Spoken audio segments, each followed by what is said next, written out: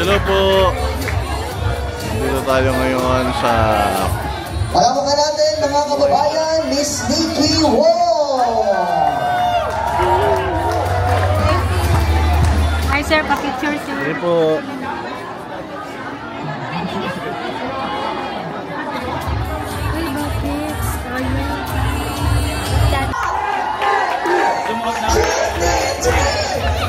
Maraming salamat, Miss Rose Azores, Sky Ballroom, Mag-iwan! Ready na ba ang lahat, mga kababayan? Welcome ang lahat dito po sa Castro Polo City Mall Proclamation Day kasama ng Duterte Senatorial Balls. So tumayo na ang lahat, mga kababayan, hihiling mo ang lahat. Kasabay-sabay po nating awitin ang laban kasama ang bayan!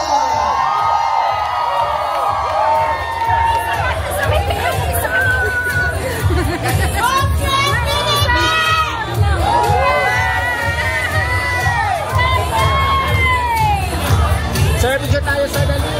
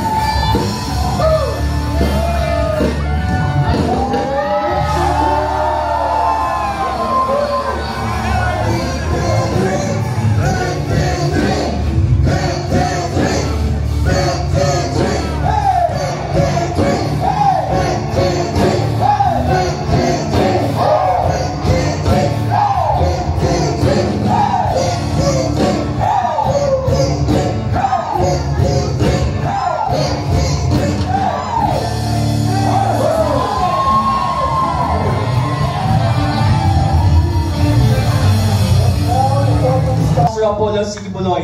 Amen. Muli palakpakan natin ang ating nagpapakama. Praise the Father.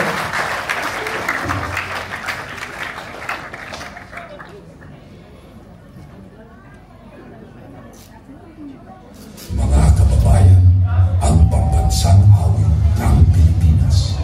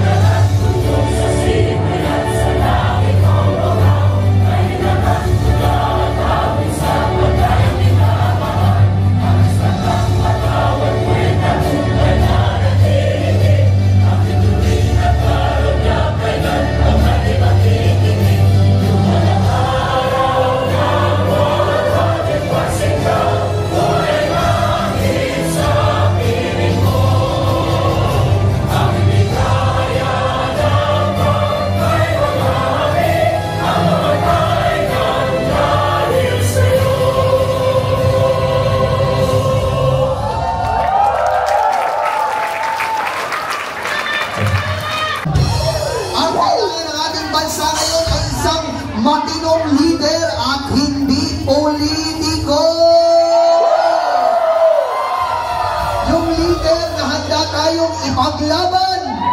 Leader na handa tayong iligtas laban sa banta ng mga komunistang grupo na CPP, NPA at leader na may tapang na labanan ang talamak na korupsyon sa ating minamahal na bansa.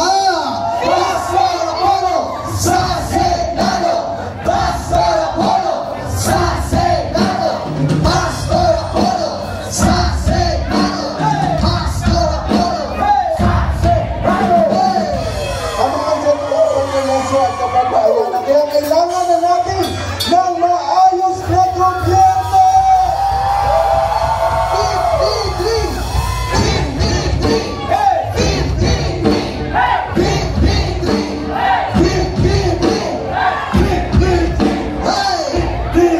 Gusto ba natin maramdaman muli ang bansang ligtas? Ang bansang panaba? Ang bansang hindi talamak ang droga? Duterte! Duterte! Duterte! Duterte! Duterte! Duterte! Duterte! Kaya mga kababayan, malaki ang pasasalamat natin at may isang Pastor Apollo Kibuloy na tatakbo sa Senado!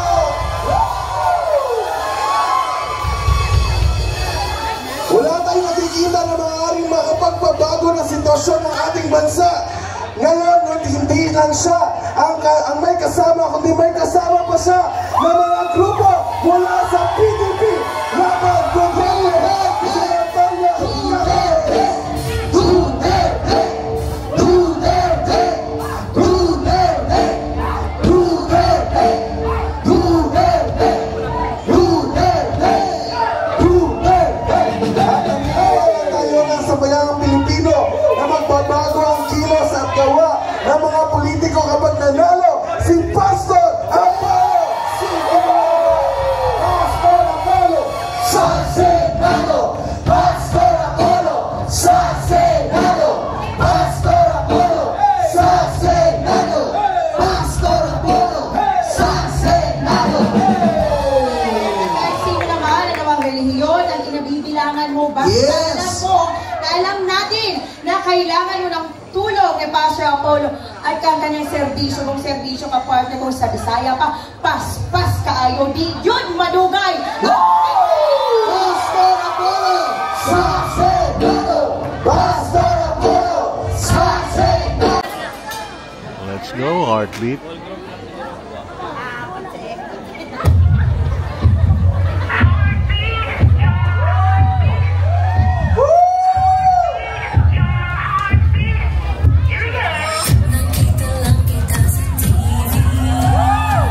Pinakinggan ang iyong sinabi.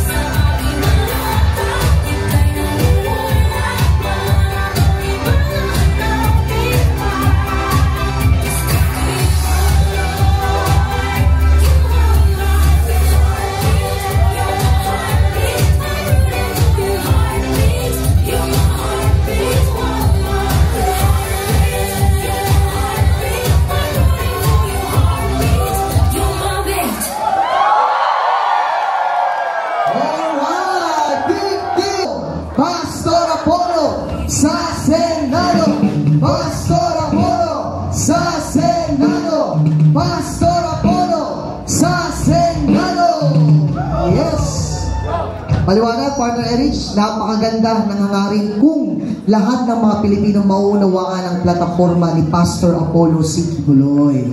At syempre, ka-Partner Lester, ang plataforma ni Pastor Apollo C. Kibuloy ay para sa ating lahat ng mga Pilipino! Yes! Para sa Diyos at para sa Pilipinas nating mahal. Syempre, number 1, binigyan din ni Pastor Apollo sakaling mahalal siya sa pwesto sa ating gobyerno. Unang-una niyang tutuldukan ang korupsyon. Zero corruption! At kaya naman ngayon, mga kababayan, personal na ipinadala ni Pastor Apollo C. Kibuloy ang kanyang magiging spokesperson mula sa Davao City hanggang dito sa Kuala Lumpur, Malaysia. Mga kababayan, gabi-gabi natin siya napapanood sa SMNI sa kanilang programa sa Nabanateros. Kaya naman, huwag na nating pag-antayin pa. Ating i-welcome si Boss Dana!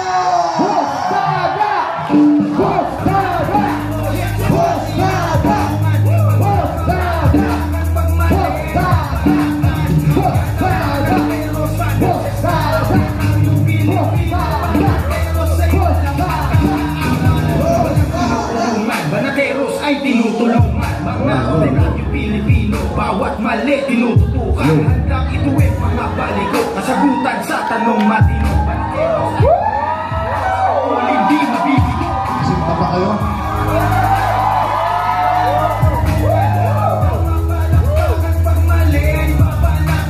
Ayan, unang-una sa lahat, magandang araw sa lahat ng mga nagmamahal sa Pilipinas.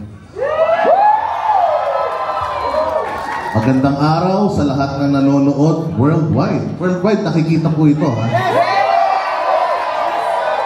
Napanood nyo ba kung gaano ka lakas, kaingay yung Cebu kahapon? Yes! Magpapatalo ba mga taga-Malaysia?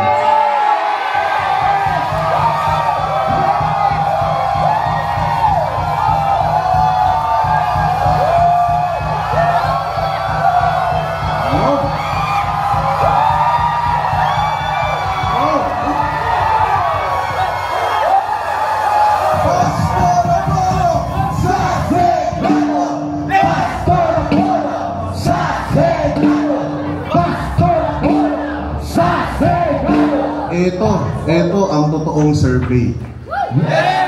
Kasi makikita nyo kung paano minamanipulate yung survey sa Pilipinas. Meron pang lumalabas na halo-halo. Doon sa halo-halong kandidato, wala si Pastor Apollo Kibuloy. Threat si Pastor Apollo Kibuloy sa mga kawatan sa Pilipinas. Yes! Kaya gagawin nila ang lahat para mapigilan ang Pastor Apollo Kibuloy na magkaroon ng kapangyarihang politikal. Kasi puros mga kawatan eh, di ba? Saan ka makakita ng bagong alyansa na puro luma yung kandidato? Di ba? Yung mga kandidato na yan, ilang termino na. Nandito pa din kayo sa Malaysia. Nagtatrabaho pa rin kayo dito. Nagpapakahirap pa din kayo dito. Yung problema ng Pilipinas noon, problema pa din natin ngayon. Bakit tayo magpapabudol ulit doon sa mga nanggaling na sa mga posisyon niya?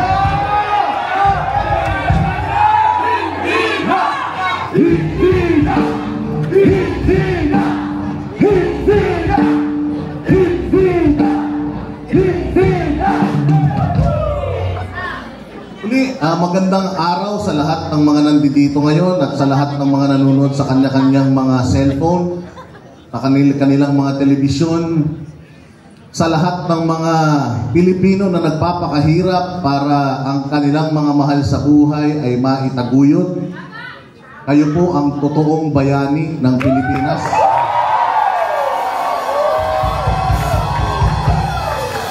At alam niyo po ba na isa ito sa mga pangarap ni Pastor Apollo Kibuloy?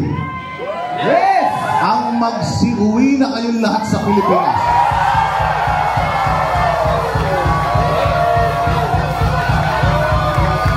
Hindi na tayo maghahanap ng trabaho sa abroad, tayo na magbibigay ng trabaho sa mga taga-abroad. Yes! Napakaganda ng Malaysia. Pero alam nyo ba, 20 years ago, mas maganda ang Pilipinas kaysa. Yes! Pero bakit hanggang ngayon, mahirap pa rin ang Pilipinas? Na-stuck na tayo. Kasi pare-parehas ng mga politiko yung ibinoboto natin.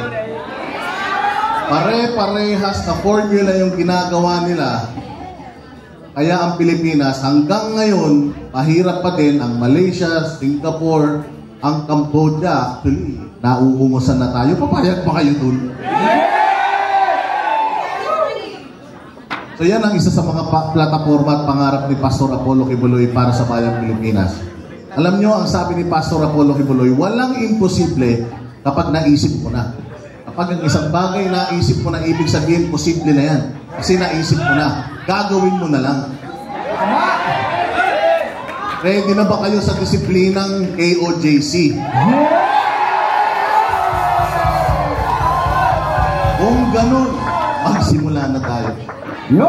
Gutom na ba kayo?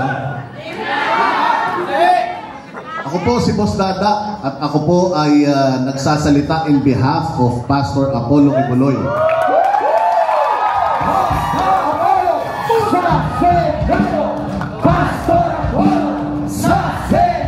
Wala po si Pastor Apollo Kibuloy sa piling natin ngayon dahil siya'y nakakulong.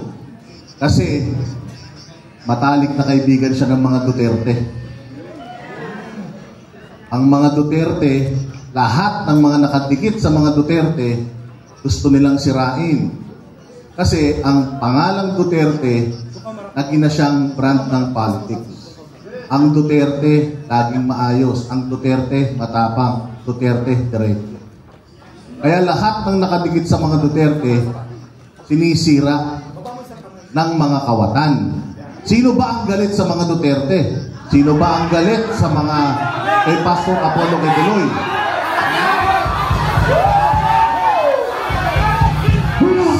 Sino ang kalaban ni Pastor Apollo Kibuloy?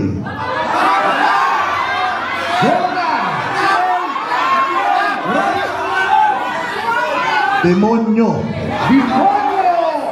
Demonyo ang kalaban ng kabutihan. At ang mga namumuno sa Pilipinas ngayon, walang mga Diyos. Bakit? Bakit? Wala eh. Pumapatay, nagnanakaw, walang batas. Kaya ang Pilipinas, unti-unti na nagiging na tayong komunista. Kasi ang komunista, hindi po yan sumusunod sa batas. At nakikita natin ang bansang Pilipinas, tila mo wala nang sinusunod na batas. Si Pastor Apollo Kibuloy po ang poster boy ng political persecution sa Pilipinas.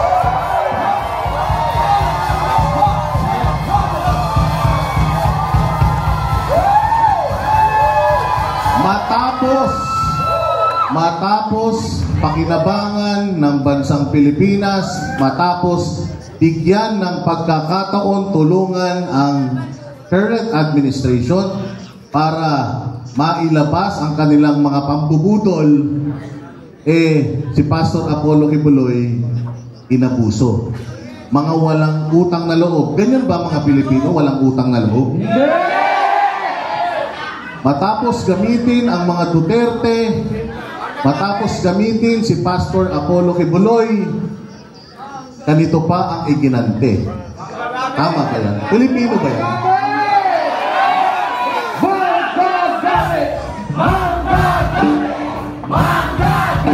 Ayan yung sinasabi natin mga kababayan, na yung namumuno ngayon at yung mga kasapakat niya, walang mga Diyos yan.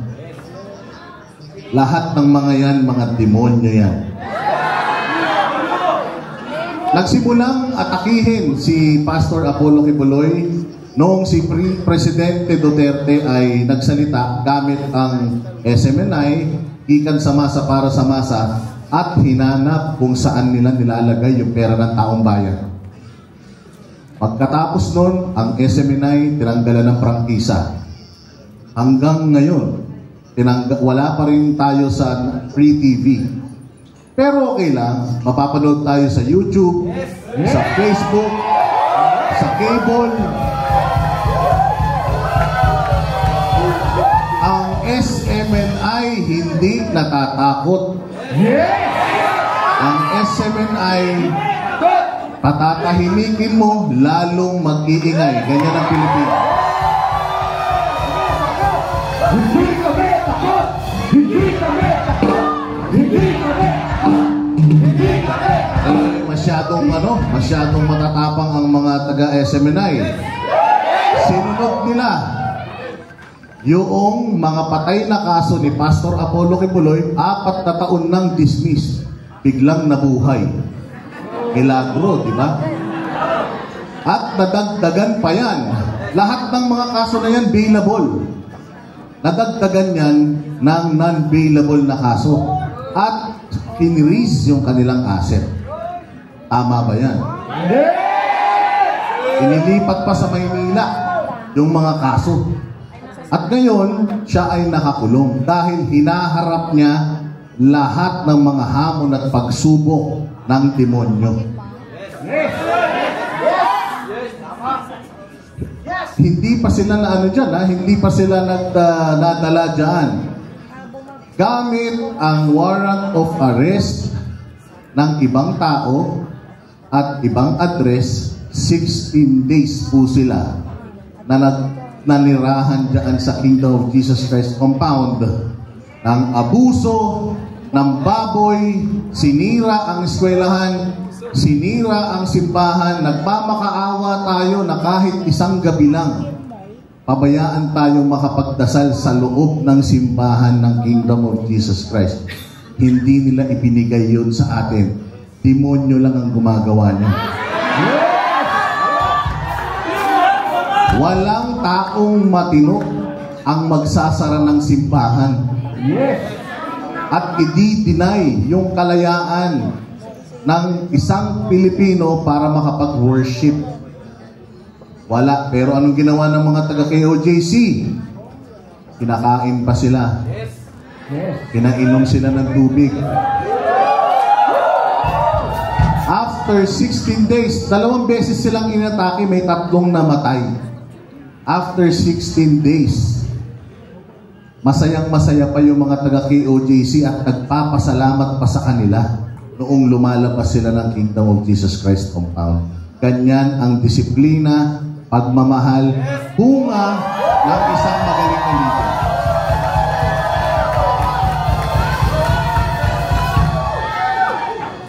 Anong pagkakakilala natin kay Pastor Apollo Kibuloy?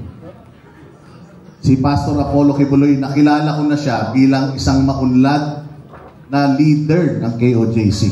Maunlad. Malaking issue sa kanila yan, yung maunlad. Kaya nga lahat ng pinaghirapan ng KOJC, gusto nilang kamkamin eh. Kasi gusto nila easy money. Ayaw nilang maghirap. Si Pastor Apollo Kibuloy ay bunsong at anak ng isang mahirap na pamilya. Siyam po silang magkakapatid. Pinanganak sa Pampanga, pumunta sa Davao, sa paanan ng bundok at doon lumaki. Lahat ng klase ng hirap naranasan niya doon. Hindi lang po siya inutusang bumili ng suka. Sa sobrang hirap ng buhay, nautusan po siyang mangutang ng suka. At sa pangungutang na yan, kaya sabi niya kanina sa kanyang video, biktima siya ng kahirapan. Ayaw niya nang maramdaman yung nangungutang. Kaya ano ang ginawa niya?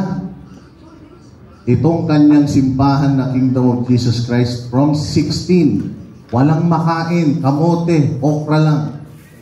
May kwento pa na yung saging ibinabagsak sa kanila. Yung mga reject na mga saging at yun ang kinakain ng mga members niya. Yung huling bagsak ng saging, ang sabi pa naman nung driver ng truck, sana matataba na yung mga baboy nyo. Ganon sila kahirap. Na yung pagkain ng baboy, yun ang kinakain nila para lang mag-survive. Pero dahil magaling na leader si Pastor Apollo Kibuloy, dahil resilient si Pastor Apollo Kibuloy at ang motivation ni Pastor Apollo Kibuloy ay malalim, from 16 members, 7 million na sila worldwide. At kinikilala bilang isa sa mga fastest growing religious organization sa buong mundo. So alam ni Pastor Apollo Kibuloy kung ano ang kahirapan. Baka mas mahirap pa sa naranasan nyong lahat. May opportunity kayo mag-abroad. Si Pastor Apollo Kibuloy at ang kanyang pamilya, wala.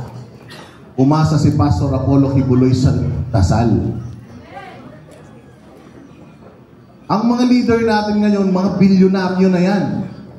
So papaano nila susolusyonan yung problema nating mahihirap kung ni minsan hindi nila naranasan kung papaano mangutang, pambayad ng tuition, kuryente, tubig, pagkain, trabaho, hindi nagutom, hindi bumili ng bigas yan. Kaya akala niya kaya niyang ibaba yung presyo ng bigas sa 20 pesos.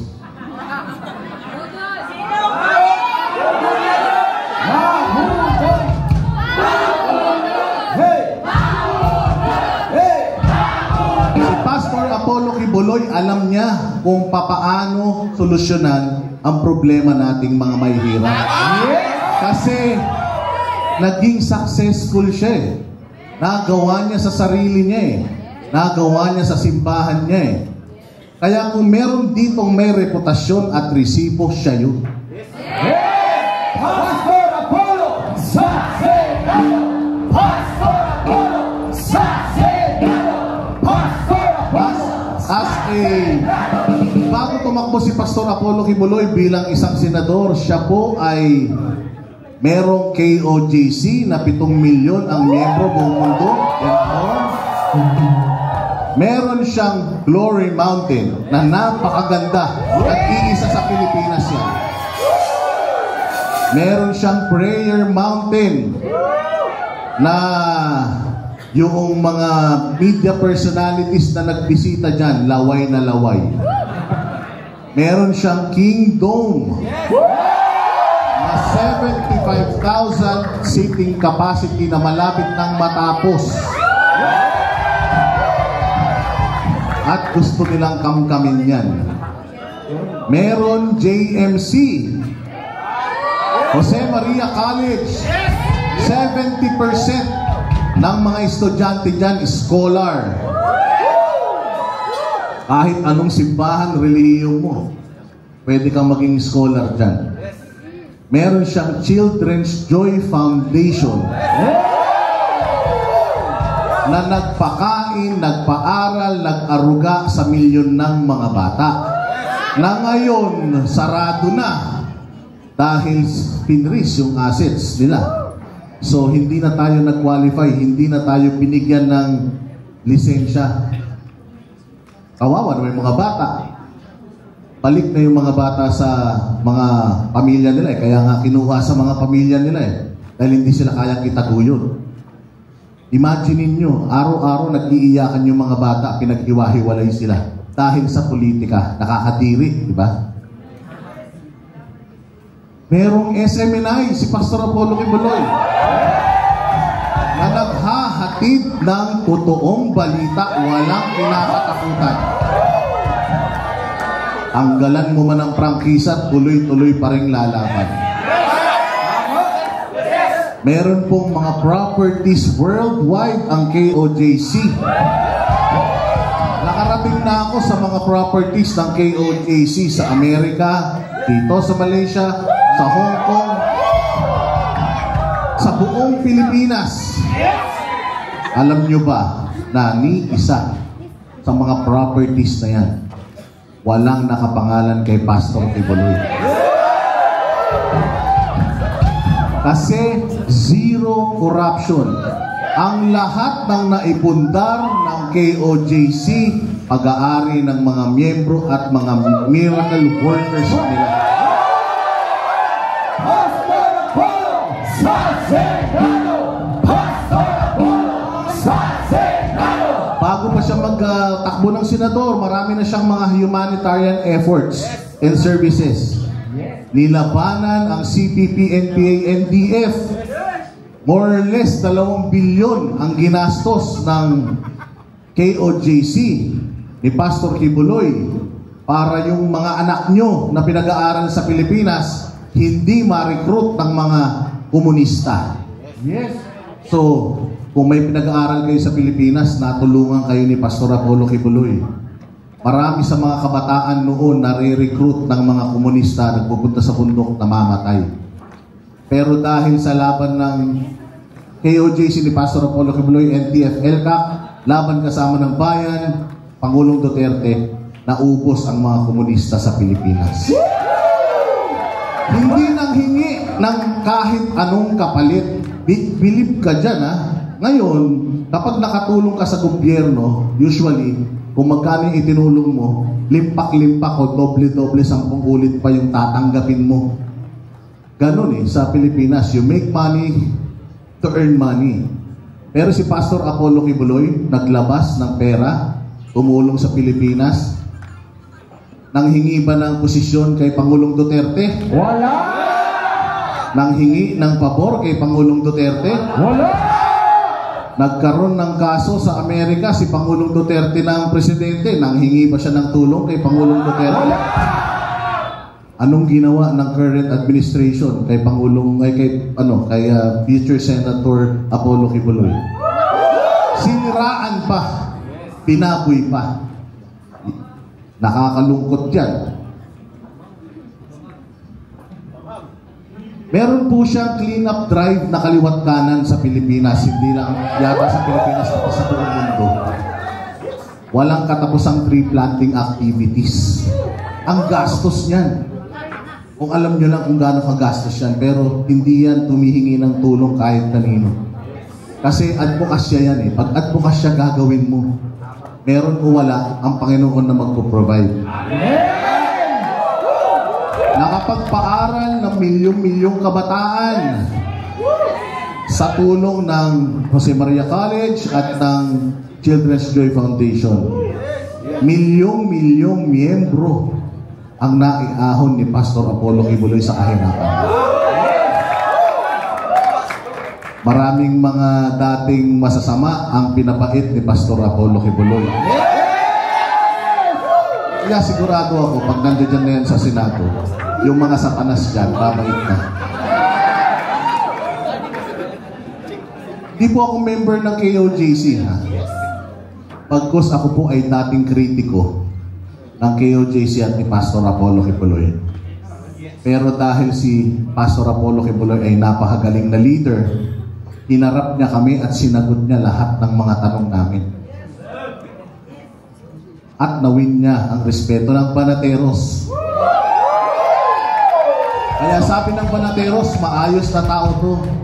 Pag tama palakpakan, pag mali banatan, ipaglaban natin.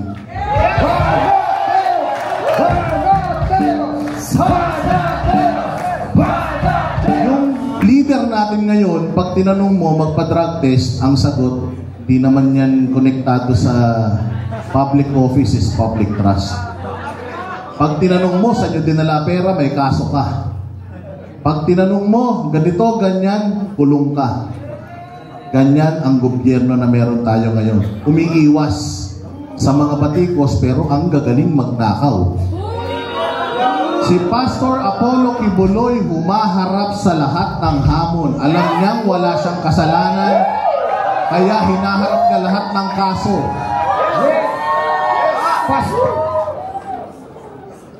Hindi pa yan senador, private na tao pa lang yan. Pero ganyan na yung laki ng impact. At nagawa niya yan sa loob lamang ng 40 years. So posible, kaya ba sa tingin nyo na ang Pilipinas maging first world country?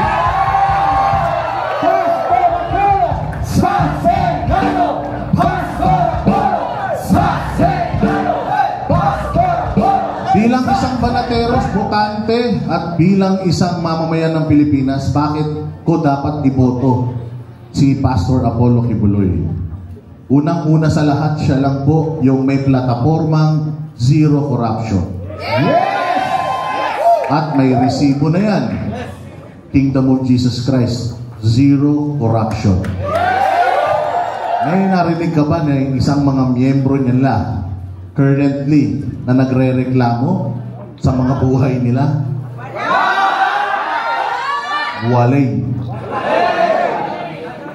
Pangalawa, death penalty sa mga kurakong. Tatagulod na yan.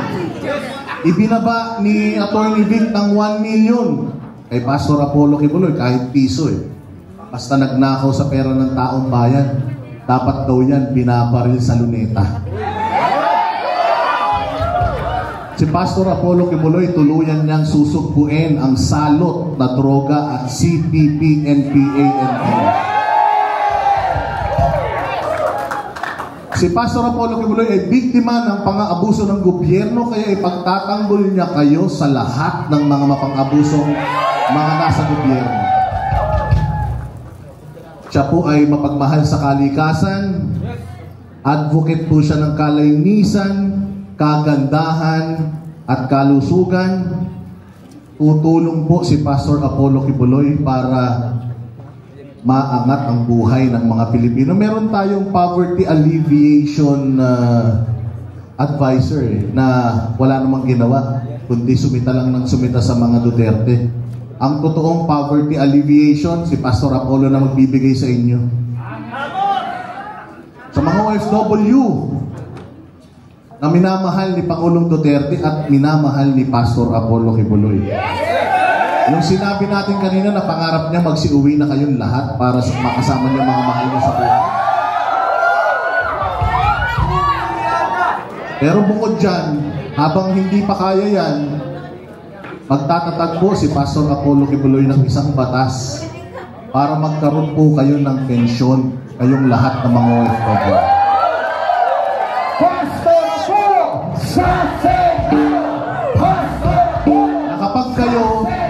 Na kapag kayo ay meron ng certain period of time na nagtrabaho abroad, ang gobyerno at ang mga employers ay magtutulong para pag-uwi nyo sa Pilipinas, meron kayong pensyon. Merong libreng edukasyon para sa mga anak ninyo. May libreng pabahay. Si Pastor Apollo Kibuloy papalaguin ng turismo. Kagabi, nandyan kami sa yung sikat na dito, street food. Alam mo, pag pumunta kayo sa mga tourist destination sa Pilipinas, wala nang turista. Wala na, nandito na lahat. Dati tayo destinasyon niya, ang ganda ng Pilipinas eh. Pero dahil matapobre yung mga namumuno sa bayan natin, yung mga dapat na mag-spend ng pera nila ng mga turista, nandito na, wala na sa Pilipinas. Kaya bagsak ang turismo. Ibabalik yan ni Pastor Apollo Kibuloy. Pastor Apollo sa Senado! Pastor Apollo sa Senado! Pastor Apollo! Libreng abogado at libreng medical assistant sa lahat ng mga Pilipino. Sino may ayaw niya? Nagtatag si Pastor Apollo Kibuloy ng isang eskwelahan. Meron siyang med school, meron siyang law school, at lahat ng mga pools of lawyers na mapuproduce nito and pools of doctors na mapuproduce nito, magsisilbi sa mga Pilipino. Ang mga doktor ang kakatok sa mga bahay para magtanong kung sinong may sakit, saan ka ba. Pinaka-importante sa lahat, yung food security. Alam niyo ba na ang KOJC, kahit hindi kumilos, 3 taon silang kakain. Ganon sila ka-self-sufficient, ganon sila kaunlad, ganon kagaling yung leader nila. Gusto niyo ba sa Pilipinas yan? Isang buwan pa lang tayong inuulan eh. Nag-aangkat na naman tayo ng bigas eh. Nag-aangkat na naman tayo ng kung anong produkto eh. Sa KOJC, 3 years silang kakain kahit hindi sila kumilos. Saan ka makakita ng ganyan? So gusto natin yan. Nagawa niya sa KOJC, kaya niyang gawin sa Pilipinas yan. Iko-connecta ni Pastor Apollo Kibuloy ang hiwa-hiwalay na bansa. Ang hiwa-hiwalay na isla ng bansa natin. Kulay sa buong Pilipinas, konektado ang lahat ng mga isla. Luzon, Visayas, Mindanao, mas madali nang mag-travel. Ang pakangit ng airport natin, reklamo tayo ng reklamo. Magtatayo si Pastor Apollo Kibuloy at gagawa siya ng paraan para yung vision niya na magkaroon tayo ng maraming train, ng bullet train sa Pilipinas. Mula Batanes hanggang Hulo. Pastor Apollo sa Senado! Pastor Apollo sa Senado! Ngayon, maraming mga programa ang gobyerno, nililipat yung mga kababayan nating mahihirap dito, nilalagay dito. Pero hindi nagtatagal, bumabalik din sila. Bakit? Kasi doon sa nililipatan nila, walang trabaho. Alam niyo ba si Pastor Apollo Kibuloy, pag nag-relocate ng ng mga kababayan natin na naghihirap sa buhay, nag-relocate sa isang lugar, isasamahan niya yun ng trabaho, sasamahan niya yun ng magtatayo siya ng multiple BGC like business district sa lahat sa buong Pilipinas. Para yung mga relocations ng mga kababayan natin na mahihirap, pag dinala sila sa isang lugar, hindi na sila aalis doon kasi nandoon ang trabaho, nandoon ang pabrika, may simbahan, may eskwelahan, may mga mall. Ganyan ang plano ni Pastor Apollo Kibuloy, hindi band-aid solution. Peace and order, kasama yan. Kasi yan ang talagang tinutukan ni ni Pangulong Duterte. Pero alam ba natin na kung si Pangulong Duterte naglunsad ng gera laban sa illegal na droga at peace and order, si Pastor Apollo Kibuloy ang maglulunsad ng gera laban sa mga kawatan sa gobyerno. Sabi ni Pangulong Duterte kanina, si Pastor Apollo Kibuloy ang magsisilbing konsensya natin sa Senado. Magbabantay ng pera natin sa Pilipinas. Marami pa tayong mga gustong sabihin tungkol sa mga nagawa ni Pastor Kibuloy na 3 araw siguro hindi pa tayo tapos. Pastor Apollo sa Senado! Pastor Apollo sa Senado! Kwento ko lang mabilis na mabilis yung Tamayong dyan sa Davao, kung sino ditong nakakaalam yan. Siya po ang gumawa ng paraan para mapasimento yan. Dati po ang mga tao dyan hanggang elementarya lang. Nagtayo siya ng high school. Kasi yung mga kabataan dyan sa sobrang layo ng syudad, hindi na makapunta sa bayan para makapag-high school. So ang ginawa ni Pastor Apollo Kibuloy, nagtayo siya ng high school doon para inilapit niya yung eskwelahan, yung edukasyon sa mga tao doon. Para hindi lang sila hanggang elementarya, at least man lang hanggang high school, may laban na sila. Sa Pilipinas pa naman, magtitinda ka lang ng ventilator, kailangan Miss Universe ang So kay Pastor Apollo Kibuloy, walang discrimination. Kahit sino ka pa, basta Pilipino ka.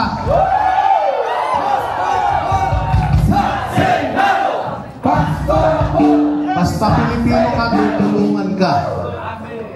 Ganon ang Pastor Apollo Kibuloy na nakilala natin. Kung mahal nyo ang bayang Pilipinas, huwag na tayong bumoto ng mga kawatan. Huwag na kayong magpadugol. Kung mahal nyo ang Pilipinas, maglagay tayo ng mga kandidato na matitino. PDP, straight. PDP. Sino dito ang gusto pang magkaroon ng VP Sara Duterte sa 2028 na tatakbo presidente?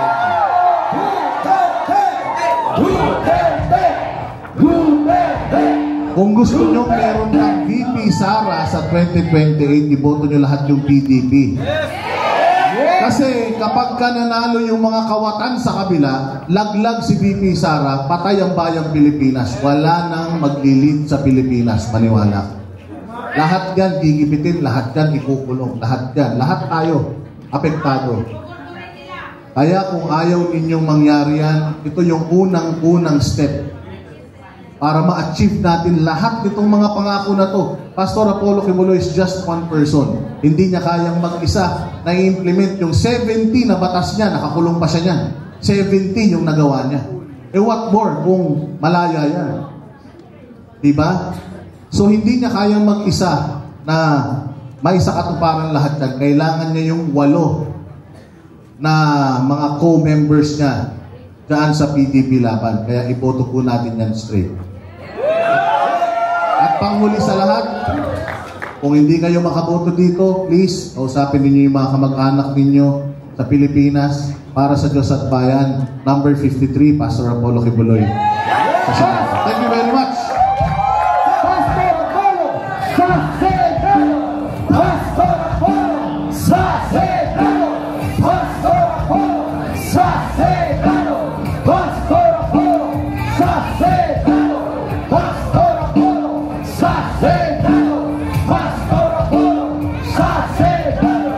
Pastor Apollo sa Senado! Pastor Apollo sa Senado! Ayun na nga mga bossing, nagtatapos po ngayong araw na ito ang ating Pastor Apollo Kibuloy for Senator Movement dito sa Kuala Lumpur, Malaysia. Maraming salamat Kuala Lumpur, Malaysia, Filipino community and Kuala Lumpur, Malaysia KLC at syempre yung mga locals dito sa Kuala Lumpur, Malaysia. Maraming salamat po sa inyong pagtanggap kay Boss Lee at sa Banateros Brothers. So in behalf of Pastor Apollo Kibuloy and Banateros Brothers, may pag-asa pa po ang Bayang Pilipinas. Ito po ang totoong survey. Napakarami po ng mga boboto kay Pastor Apollo Kibuloy at sa PDP Senatorial Slate. Duterte, Kibuloy, the best. See you again sa susunod na speaking engagement natin ngayong kampanya pagka-senador ni Pastor Apollo. Kami ang boses ng masa, hindi natatakot. Katotohanan lang, di kami nalulunod. Walang bahid ng sismis, lahat ay totoo. Kahit sino ka pa, pag mali ka babanatan ka. Walang pinipiling kulay, wala kaming kinikilingan. Basta para sa bayan, kami lalaban. Pagdama palakpakan, pag mali banatan. Di matitinag, di matatakot, para sa bayan tuloy ang sigaw. Sa harap ng kamera, walang halong takot. Mga baluktot, lahat kayo'y tutumba. Ang hustisya at totoo, yun lang ang mahalaga. Kahit sinong harang, di kami matitinag. Walang pinipiling kulay, wala kaming kinikilingan. Basta para sa bayan, kami lalaban. Pag tama palakpakan, pag mali banatan. Di matitinag, di matatakot, para sa bayan tuloy ang sigaw. Kung nasa tama ka, ikaw ay aming kasama. Pero pag mali ka, handa ka na bang mabasag? Banateros kami, walang inuunan. Dahil bayan muna, bago ang sarili.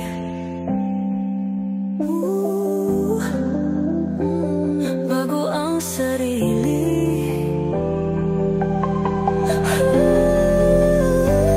Pag tama palakpakan, pag mali banatan. Banateros ang sigaw, katotohanan ang laban.